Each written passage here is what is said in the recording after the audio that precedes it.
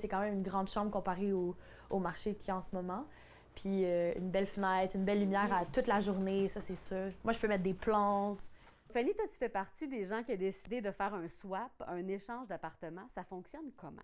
C'est deux locataires qui décident que ils ont quelque chose qui vaut beaucoup sur le marché parce que c'est quelque chose de pas très cher, c'est quelque chose qui est bien situé, puis qui est relativement beau, puis qui décident d'utiliser ça comme une espèce de levier. Tu peux échanger un studio contre un 4,5 ou contre un 5,5 même. Là. Tout se fait. En ce moment, je paye 925 par mois, puis c'est chauffé, puis c'est une entente commune, dans le fond. Mais ça fait 2 sessions de bail. Ouais, exact.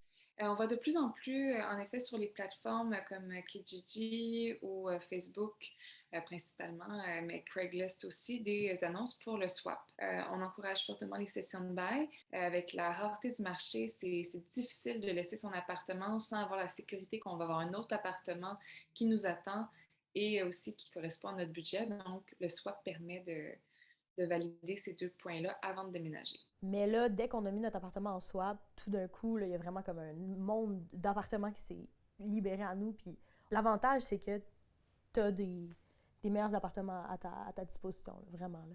En ce moment, avec le marché qui est un peu fou, c'est sûr que les propriétaires préfèrent libérer les locataires de leurs obligations de locataires que d'avoir une session de bail. Les propriétaires en profitent pour augmenter les loyers. L'été, le soleil ici, là, il plombe. Là. Fait que tu peux prendre ton petit déjeuner sur ta petite table. Fait que t'as une petite terrasse tranquille. Oui, c'est très tranquille. Donc, il n'y a pas de mauvaise surprise entre deux locataires. Il n'y a pas la possibilité du propriétaire de mentir sur la section G ou de hausser frauduleusement le loyer entre les deux. Donc, c'est sûr qu'il y a un avantage au niveau du loyer. Ce qui est bien aussi pour le swap, c'est de pouvoir s'entendre sur les dates de déménagement, sur les modalités quand vient à l'échange justement d'appartements. Tu as eu combien d'offres d'appartements, d'échanges d'appartements? Des offres, j'en ai eu beaucoup. J'en ai eu une dizaine. Mais des offres qui fonctionnent, où moi, ça coche tous mes critères, 4-5.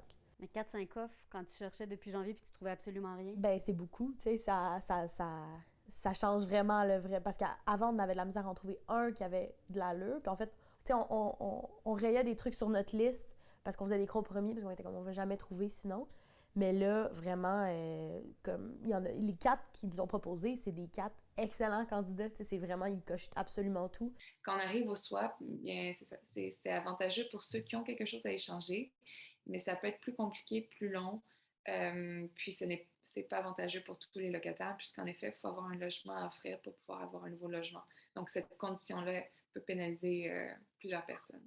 Ben, vu que c'est quand même bien décoré, puis c'est quand même grand, les gens, ils sont vraiment contents, mais pour vrai, ça risque de se passer, on croise les doigts.